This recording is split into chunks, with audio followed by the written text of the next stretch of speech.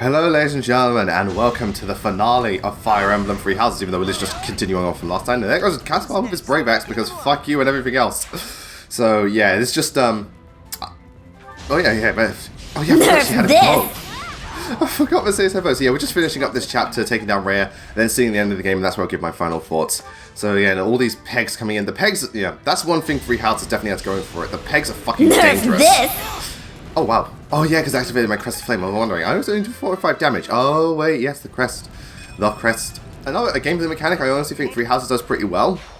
The only thing I feel is that when someone has a minor and major crest, you really feel the difference in terms of activation. Like Felix and, you know, like Felix, Edelgard, what do you call it? Yeah, bye Cyril. To be fair, I don't really care that you're gone. I mean, God, I don't know him that well. His Petra support's pretty good, but, you know. I mean, to be fair, Cyril's kind of like the overall most disliked character. Not hated. I don't think people hate him. It's just that not many people are that fond of him. But as I was saying, like, you know, with Edelgard, with Lysithea, with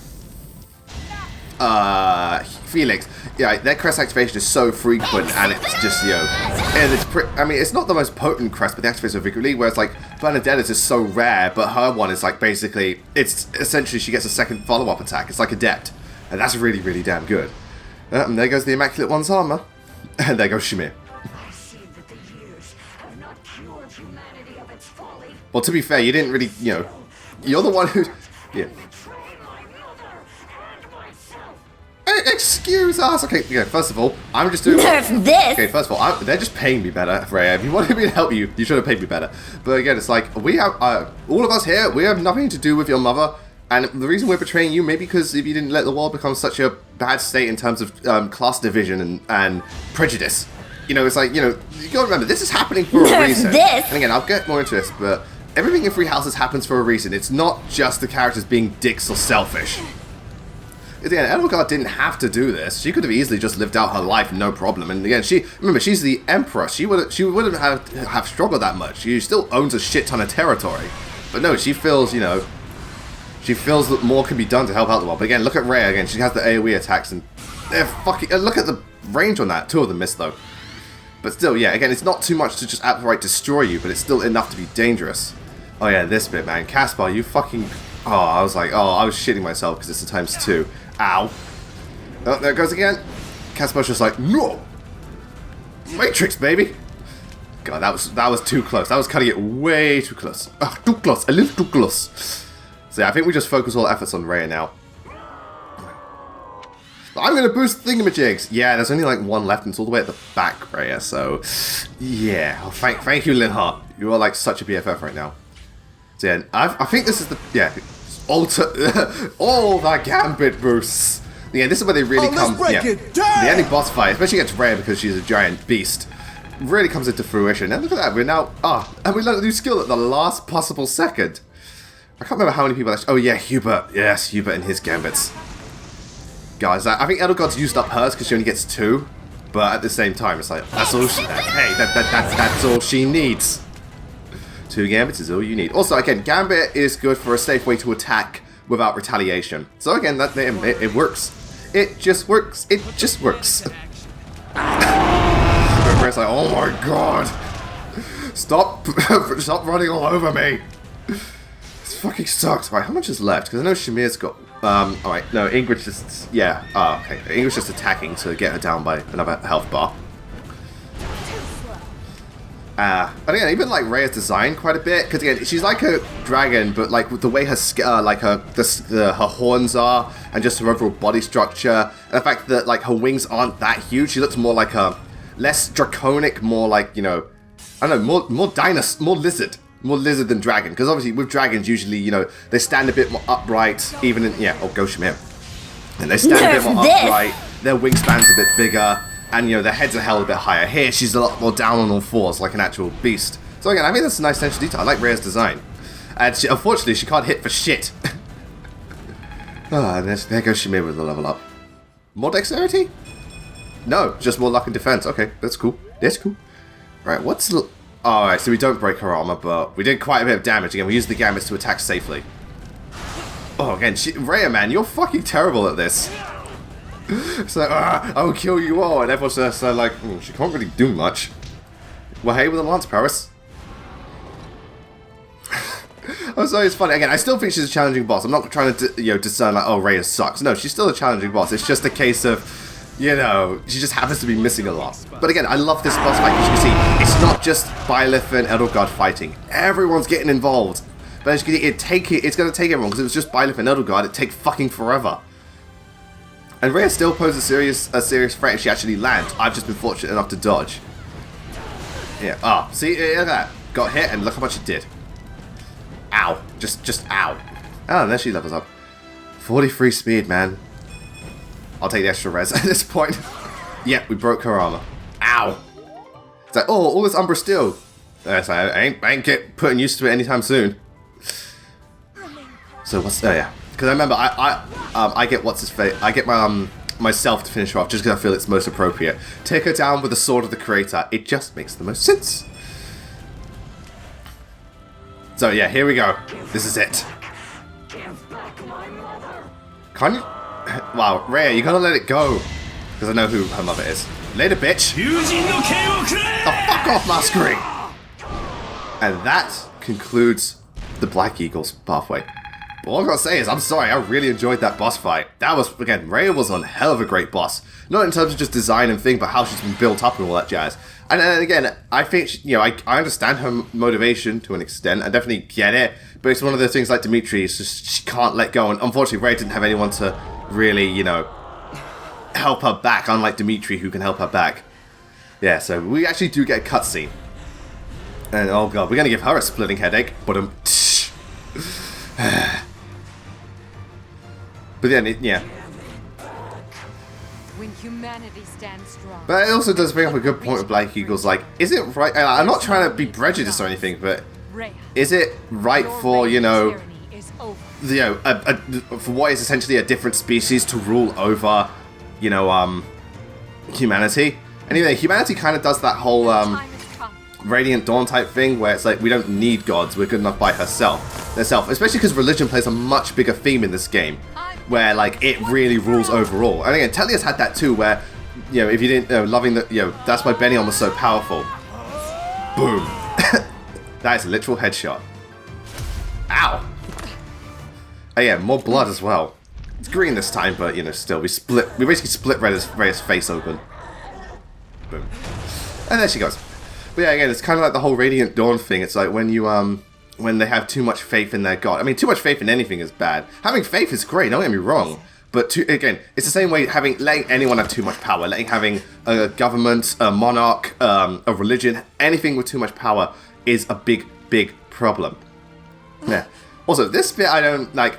This bit I'm not sure. I don't exactly know how it works because I know he's a vessel. But yeah, I reckon Silver Snow will explain more about it. Oh, Edelgard actually did cry. Aww. But don't worry, I'm not dead. But it's just like, yeah, there was something attached to my heart. So again, it looks like Rhea, this is what Rhea did to me. She was going to use me as a vessel to bring back Sophus or something like that. But thanks to Rhea being dead, I no longer have that burden. Again, they even show a heart in this. God, this game is fucking grotesque. Grotesque. Grotesque. It's grotesque. Yeah. And I lose my hair color. Yeah. Yeah. And Edelgard's just so happy. It's like, when Edelgard holds me in her arms, I feel safe. Yeah. And my head's back to normal. So can I use the Immaculate One class? No. Oh, this sucks! Oh, I regret this decision so much. So yeah, and then we just get a quick wrap up. Alright, the fight is very climactic, the story's a little anticlimactic. Because, yeah, so, Edelgard becomes Emperor, Hubert takes down the ones who shiver in the dark, and, Edelgard, leads Fodlan into a new future. Yeah. So, obviously, they're now ruled by a more governmental structure instead of being, what do you call it? Instead of more of a religious thing. And not only that, but it's all one big nation rather than separate ones.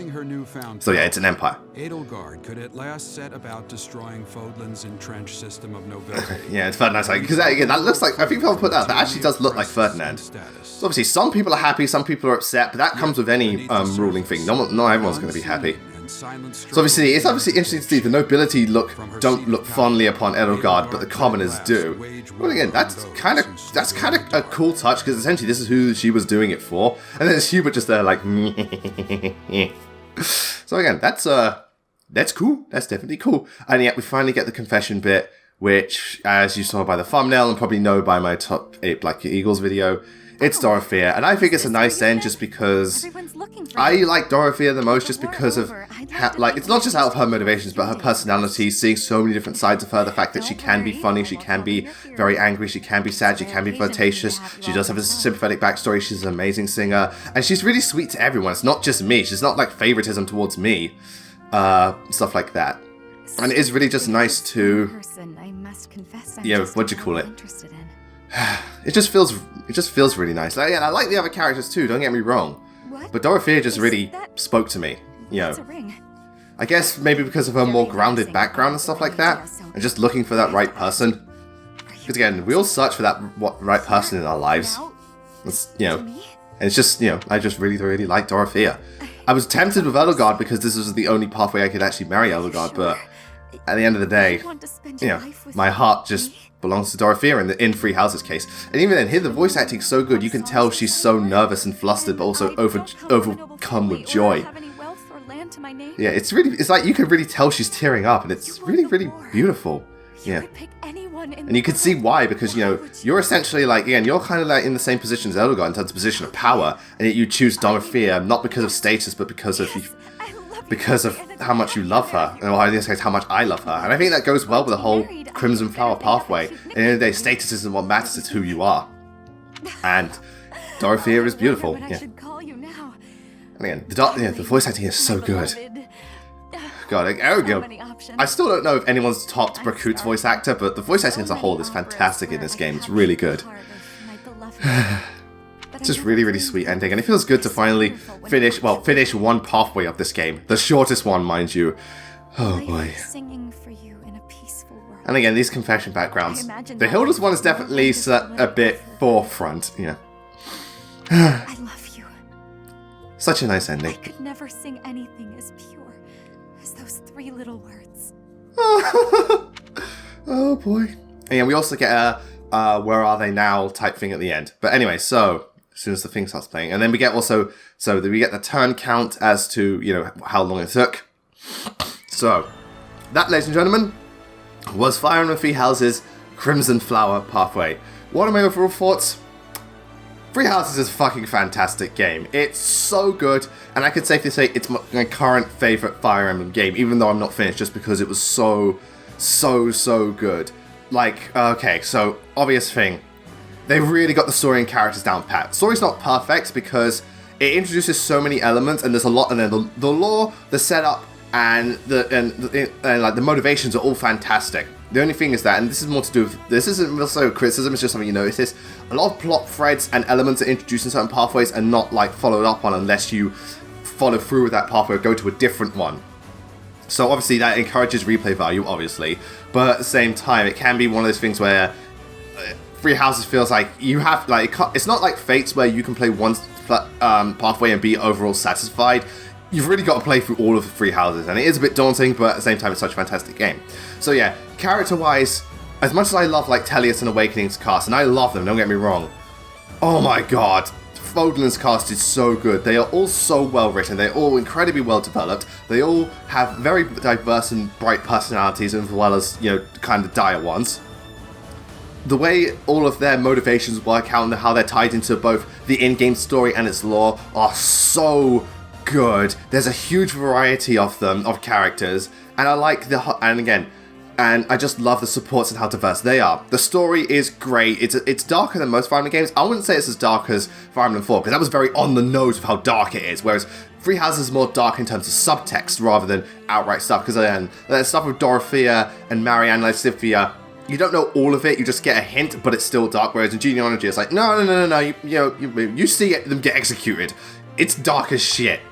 But, yeah, the story is really great, though I do feel like the setup version part of the story is it's at its strongest, because it does so well at setting up all the pathways, and then when you go into the next bit, obviously the focus kind of shifts, And it, like, with Crimson Flower, it feels a bit rushed. And with Blue Lion currently, it's so Dimitri focused. We're not really getting much about the other characters. Whereas, at least with Crimson Flower, I felt, like, even though it's Edelgard's story, everyone else felt a bit more involved. If you know what I mean. Whereas the Blue Lions is much more Dimitri. Granted, this story is fantastic, but it's much more Dimitri focused. But again, I can't say too much. So overall, it's a great story. I don't think it's my favorite story just because I don't think part 2 was as like, because part 2 I don't think as well, like it doesn't, I think it's kind of like, you know, it's a little unbalanced in terms of what it wants to tell, but it's still fantastic. And that's one of the things I have about Three Houses. It's not so much of a criticism as more of it is just a hindsight thing. As fantastic as this game is, and don't get me wrong, it is fantastic, it's worth every hour, you know, it's worth every penny and so on. It feels a little incomplete. Not because it's like rushed, but because they tried to do so much but couldn't fit it all in. The game does feel a little bit incomplete in areas, like with like some of the backwards parallel stipulations, some of the like plot threads, Crimson Flower specifically with like what goes on, and some of the classes some of the classes and mechanics, they don't feel 100% thought out. Granted, this game is incredibly ambitious, so I understand why. But it just feels, again, Three Houses feels like they did so much, and like 90% of it worked fantastically, but that 10%, it's not bad, it's just iffy, if you so know what I mean. But going away from that, graphics-wise, it's not an incredible looking game, but the presentation's still fantastic. The character design, especially post-handship, are incredible. The facial animations, or just character animations, are great. Combat animations, alright, some of the, like, the combat skills look great. The rest of them are a bit unimpressive, not gonna lie. But the visual effects are quite nice, the environments are okay, and again, like, the lighting's pretty damn good, and the cinematography and shot composition of this game is fucking incredible. It's so good the way it's framed and so on, and the cutscenes look nice too. Music, I really do like Three Houses soundtrack. I have heard so many people praise Tell Them Back. I haven't listened to all of it. I do like it, but it kind of suffers a, I'm trying to think of a fighting game that did this. Alright, it kind of suffers... God. Actually, I don't think any fighting game has done this. It's just like, because I was going to say Radiant Dawn, but no, Radiant Dawn is that it lacks variety. Three Houses soundtrack problem, I feel, is that it loops a lot. Like, they use the similar tracks in a lot of scenarios. The tracks are good, don't get me wrong. Like, I think it was like, Something Shattering Sky or something like that people really, really love. And yeah, there are a lot of really good themes, like the one after Geralt dies, so good. And the music is great. I just need to listen to the entire soundtrack until I can really say. It's not my favorite soundtrack, but I need to give it a proper listen. And again, their ending's very, very nice. You know, Petra and Linhardt, you know, the most active and the most inactive person. And it's just really, really, really, really sweet and lovely. I like those two coming together. So yeah, graphics, presentation, new innovation, it's great. The skills system, the learning system is so good because it feels like you're currently progressing regardless of if you don't get levels of RNG screwed. And again, their ending is really sweet too. Ferdinand and Bernadetta, they were destined to be together. But like, being able to learn skills and combat arts, you learn both of them, and some of exclusive skills and exclusive combat arts is so good. It progresses at relatively good rate, and the fact that you can use all weapons aside from magic depending on which class you are is so good. It gives your thing much variety, so it's like you don't have to ever worry about being weapon locked. And again, they removed the weapon triangle, but it still works fine just because of how the hit rates and... Actually, no, the hit rates is jank as shit in this game. That's one criticism, the hit rate's so jank. And yeah, those two got together because it just makes sense. That was one of the hardest things for me, debating on who I wanted Ferdinand to get with. Because I was like, oh, I kind of like really like him and Bernadetta, but I also like him and Edelgard. I also like him and Dorothea. I also like him and Manuela, but nah, Edelgard and Cuba, because it does make the most sense. That's also a thing I have against Three Houses. I don't like the fact that you can't really choose who get together in the end. Like, I would have liked they had an A+ option where it's not conversation, you just decide, alright, these characters will be married by the end. It's more like, because after the A support, you don't know, you can't really keep track of it. And yeah, you know, such a lovely end for us too. But as I was saying, yeah, the innovations are great. The combat arts really, really help, especially in the early game. There's a good trade-off. I don't think they're overpowered aside from the really good ones like Hunter's Volley, but you've got to work to get them. The skills are really great. The way the magic system works is good because it's limited. Yeah, it is a lot more limited than most other magic systems for Fire Emblem, and even then, it's ammo-based. But it refills, and magic I like in this game is extremely potent. So it is worth using. Being able to become so many different classes and where you upgrade into them is really, really good, where it's more about learning fields. Granted, once you get to Masterclass, that's where I feel that fields get extremely anal with how difficult it is to pass. And that's when, and not only that, some of the classes in Masterclass don't even feel that good.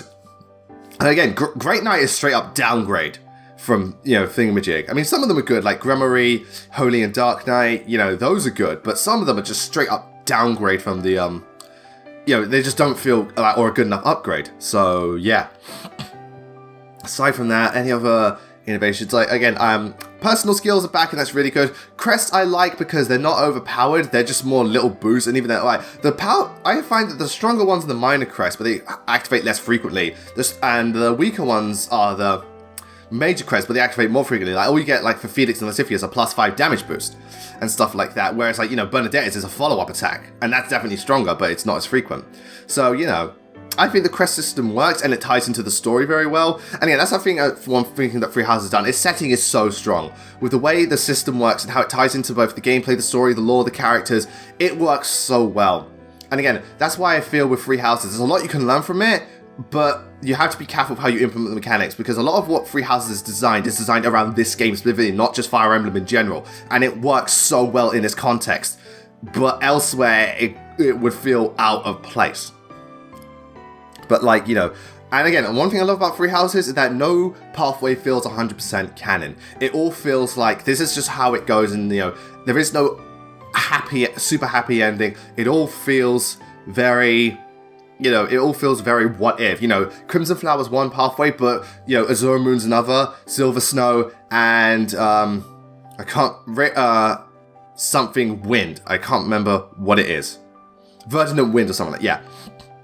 They all feel like, again, I like that nothing feels canon in this game, because that's the idea. You go off and you choose your allegiance, but nothing is 100% canon. This isn't the right or the correct pathway. It's just a case of this is what you choose. And the Free House has done so much. It really has elevated Fire Emblem standards with just everything.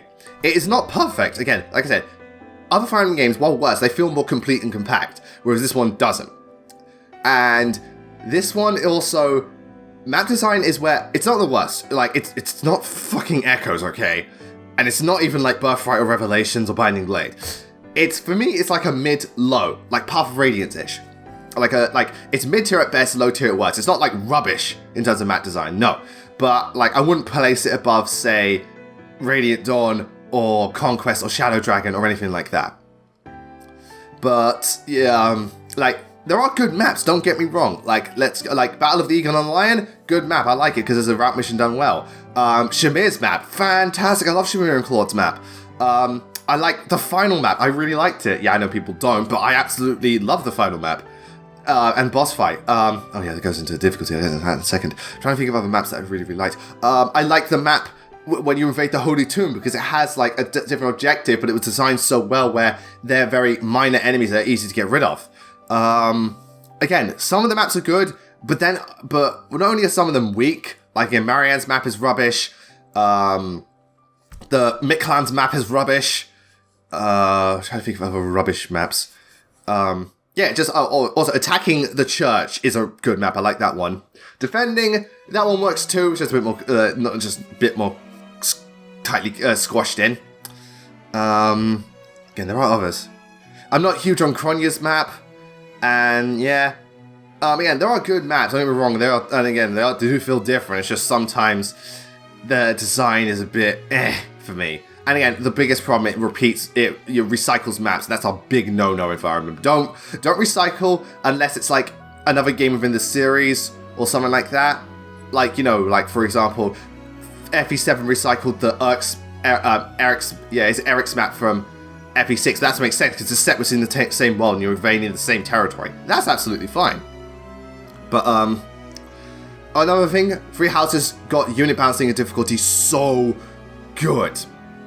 Admittedly, it starts out, Free Houses does start out kind of slow and more defensively. You gotta fight more passively, but it quickly shifts to a more aggressive thing once you get stronger, and I really love that. But the enemies scale along with it. Never at once did I feel overpowered or thing. The only time I ever felt overpowered was when I had, Edelgard taking on physical units, because she's that much of a bulk bulky powerhouse, but again, she's susceptible to mages. Or Lysithea taking on mages because she's such a good magic tank, but again, physical units, she's fucking terrible. So that's the only time I felt overpowered, but that's just more situational. I never felt overall overpowered because the enemies were scaled well. They had a lot, it was like Birthright.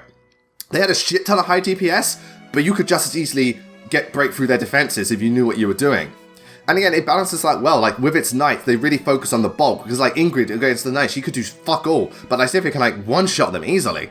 So again, I like that. And unit balancing, I feel all the units, while some are better than others, don't get me wrong, because of how the learning field works and just like how it's set up, everyone can be really useful in their own right. Like, yeah, Caspar and Dorothea are some of the weakest, but because Caspar focuses on like axes and gauntlets, he can actually do quite a lot of burst damage with like, you know, follow-up attacks or just really strong combat art. Dorothea, while she doesn't have the best stats, some of her magic spells like Thorin allow her to attack from decent range away, and she works well as a dancer because of her charm and stuff like that, so she can give a really additional burst. Yeah, there are some stronger units like Felix, Leone, Lysithea, Dimitri Claude Edelgard, Petra and so on, but they have their weaknesses too. Petra has shitty resistance, Lysithea has like no HP.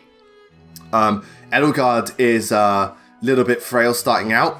Dimitri doesn't have the best, again, as I've seen now, Dimitri does not have the best speed in the world or res.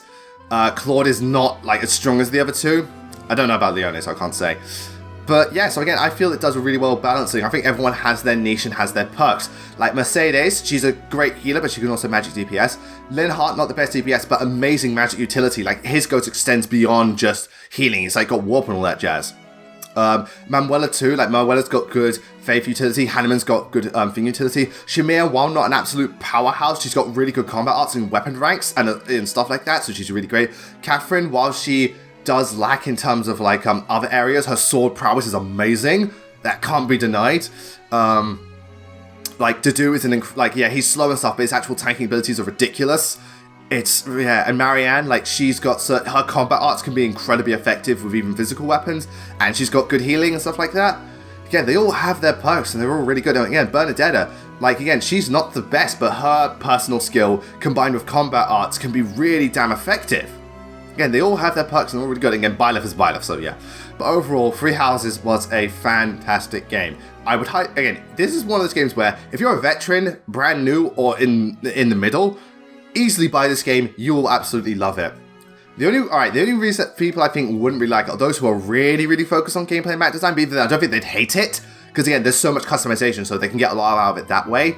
So there's that, or those who probably want a more easygoing, relaxed Fire Emblem game. Because remember, this game is a slog, and it requires time. It doesn't, it's a slog in terms of how much to do. It doesn't slog like Jinnyonji where it just feels overblown and long. It's a slog because there's so much to do. Like, if you want a more easygoing, then play Awakening or something like that. But if you want a proper, sink your teeth into Fire Emblem game that does, it exceeds on every level. Like, it doesn't fail at anything. That's the thing.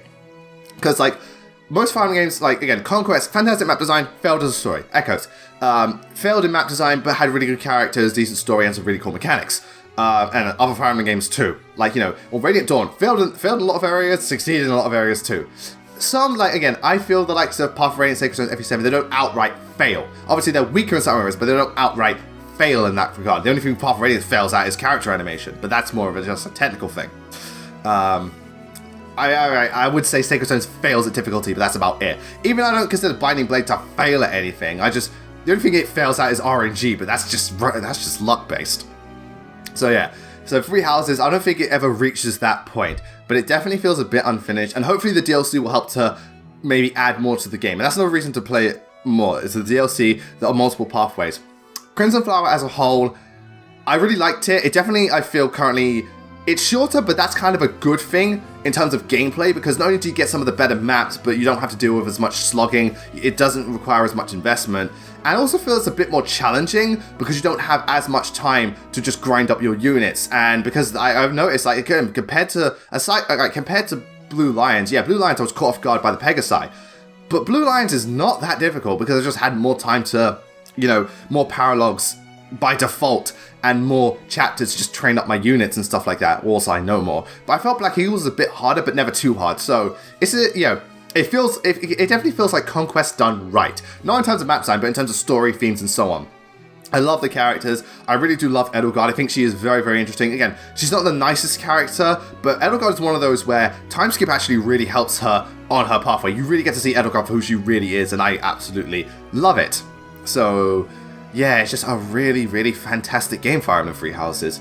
It's one of those where, to be fair, once you play it once, one pathway, you don't have to feel the need to just play all of them. You can take your time. So it's just such a great game. And again, most people agree. It got it won Best Strategy Game of the Year. It got People's Choice.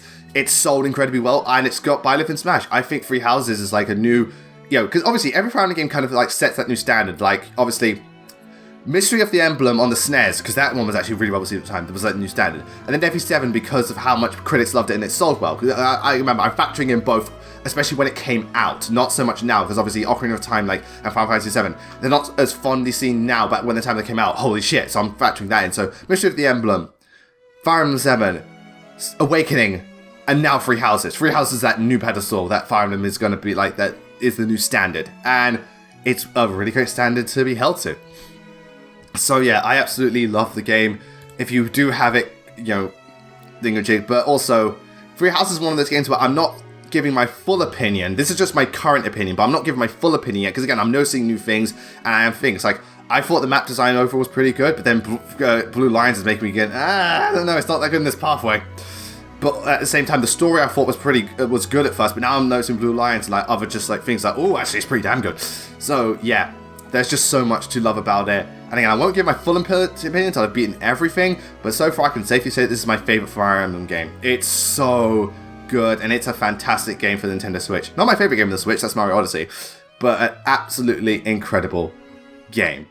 So, ladies and gentlemen, well, that does it for Fire Emblem Three Houses.